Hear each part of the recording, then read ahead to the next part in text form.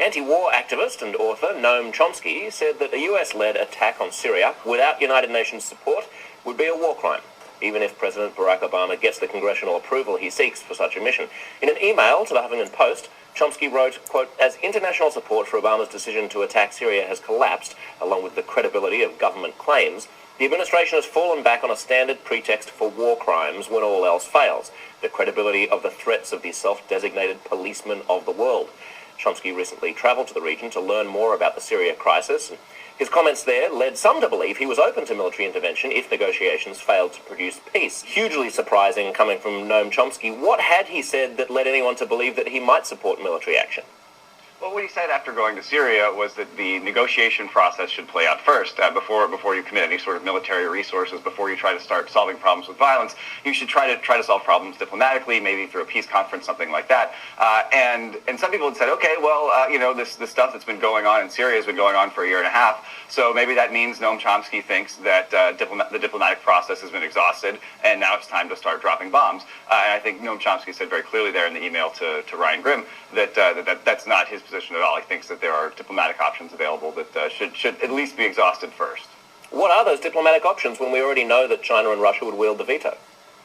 Well, it's not totally clear. I mean, there are some factions within Syria, for instance, not the armed opposition that's engaged in this violent civil war with Assad, but other opposition groups that are advocating a peace conference in Geneva, for instance, that seem to think that there could be some sort of political deal worked out between the various factions opposing Assad. Right now, I think the way that this conflict has been portrayed in the American media is that you have Assad, who has been killing his own people, and that this is a bad guy who needs to be removed from power. I think there was a strong case for it. There was at least a case to be made for intervention about a year and a half ago when that really was the nature of the conflict. But right now, that case for intervention is much weaker because this is dissolved into a sort of multi-fractious civil war with a lot of different factions from all over the Arabian Peninsula. Saudi Arabia, Iran, Qatar, various extremists affiliated with Al-Qaeda are now involved. It's not as straightforward, Assad's dropping bombs on his people, so we should drop bombs on him to get him out of the way. We don't know what would happen after that process was resolved. So I think people are quite legitimately saying, let's at least try some sort of political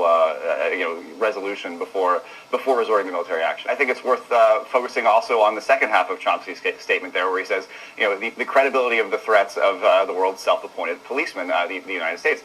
What happens if the United States goes in and attacks?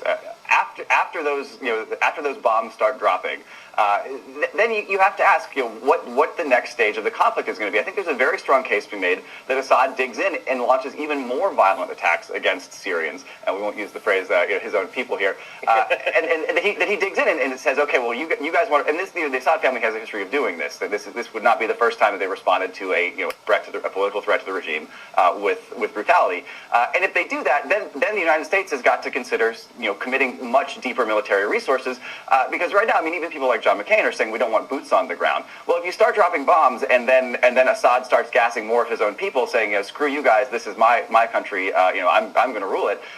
Then you've got a really, really serious question about the credibility of the United States as a moral leader in the world, because you can't just let that kind of atrocity pass after you said, I'm intervening to stop that. Then every other bad guy in the world says, okay, the United States will drop a few bombs to try and stop me from doing something bad, but so long as I just act really, really bad, then they'll leave me alone. I think the scope and the scale of the commitment that the United States is potentially committing to here is really, really broad, and there's no sense to me that, at least in Washington, people are considering how far down the line this type of action could lead.